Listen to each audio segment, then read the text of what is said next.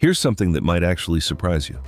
The average American household between ages 55 and 64 has about $185,000 saved for retirement, according to the Federal Reserve's 2022 survey of consumer finances. That sounds almost comfortable until you realize that figure is the mean pulled sky high by people with $1 million or more.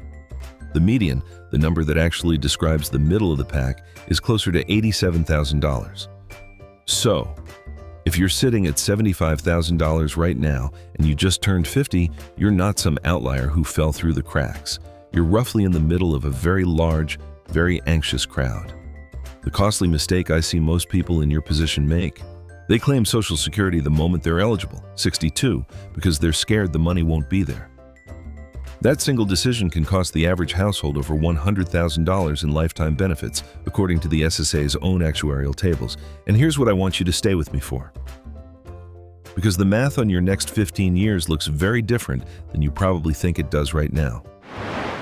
Let's talk about what $75,000 actually does between now and 65, just sitting there invested without you adding another dollar. I know that's not realistic, but I want to isolate the base case first so you can see what the foundation looks like before we stack anything on top of it.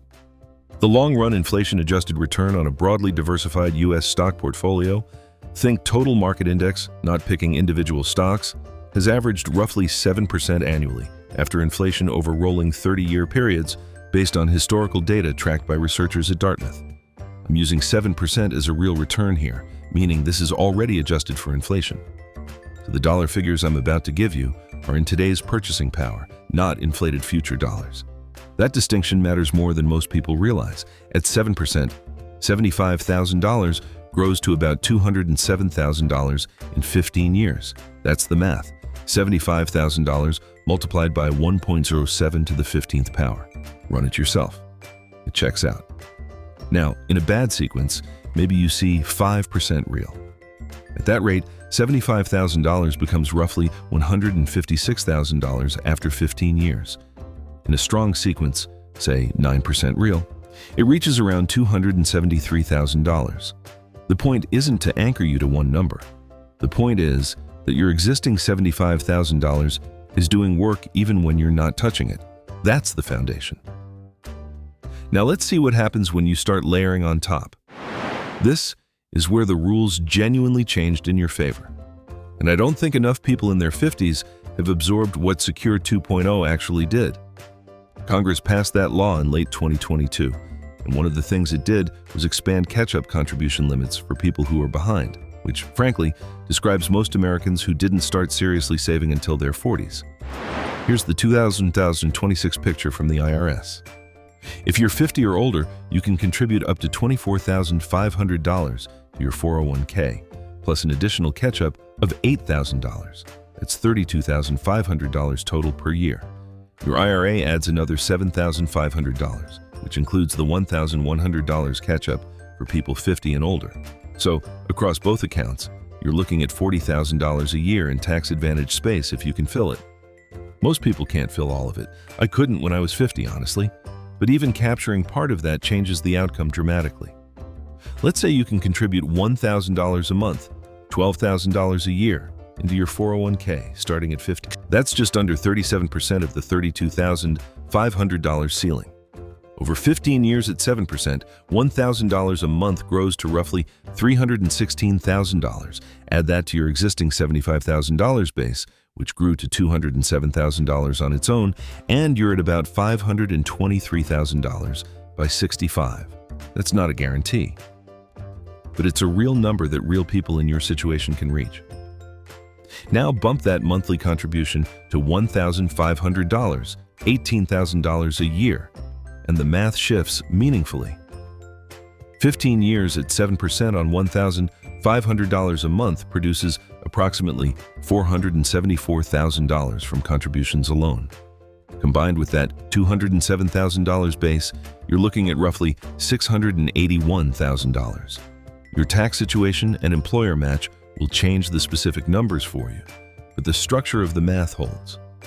Here's something I think is genuinely underappreciated about the catch-up rules.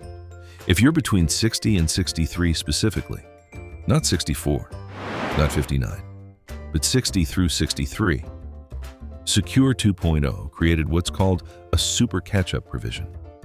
In 2026, people in that exact age window can contribute an additional $11,250 to their 401k on top of the standard $24,500 deferral. That's a total of $35,750 in the 401k alone just for that 4-year window. If you're 57 right now, that window opens for you in 3 years. It's worth planning around. I'd argue most advisors are still not talking about this one enough. Now let's talk about Social Security, because this is where I think the anxiety really lives, and where I see people make the most expensive single decision of their retirement. The SSA publishes something called the Social Security Retirement Planner, and it lays out the break-even math pretty clearly. If your full retirement age is 67, which it is for anyone born in 1960 or later, and you claim at 62 instead, your benefit is permanently reduced by 30% every month for the rest of your life. The 2026 Social Security COLA was 2.8%, so benefits are already adjusting upward. But if you locked in that 30% cut at 62, the COLA applies to a smaller base. That gap compounds quietly over time. On the flip side, every year you delay past your full retirement age, up to age 70, your benefit grows by 8%. That's a guaranteed, risk-free 8% increase per year, credited by the SSA. There's no market product that reliably does that. I've looked. If you're in reasonable health and your family has any history of longevity, delaying to 70 is almost always the right call. But your health and family history genuinely matter here. This is one of the places where individual circumstances change the math. Here's the concrete version. Say your Social Security benefit at 67 would be $2,000 a month. At 62, that drops to $1,400. At 70, it rises to $2,480. The difference between claiming at 62 versus waiting until 70 is $1,080 a month, over $12,960 a year. If you live to 85, a person who waited until 70 will have collected roughly $108,000 more in total lifetime benefits than someone who claimed at 62, even accounting for the 8 years of payments they missed while waiting. The SSA's actuarial data supports this break-even analysis for average life expectancies. Now, I know what you're thinking. You're thinking, but what if I need the money at 62? What if I can't afford to wait? That's a real constraint, and I'm not dismissing it. But here's what I'd encourage you to look at. If you have $75,000 or even $500,000 by 65, you can draw down from your portfolio in your early 60s specifically to bridge to age 70 and protect that larger Social Security check. The math often works in your favor even when you account for the portfolio withdrawals. The right move in most cases is to use your savings as a bridge, not Social Security as a fallback. Here's the part almost nobody talks about when they're doing retirement projections. Fees. Not the dramatic kind, not fraud or scandal, just ordinary annual expense ratios that quietly compound against you over decades. Vanguard has published research showing that a 1% difference in annual fees, say 0.05% versus 1.15%, can reduce a portfolio's ending value by roughly 17% over 20 years.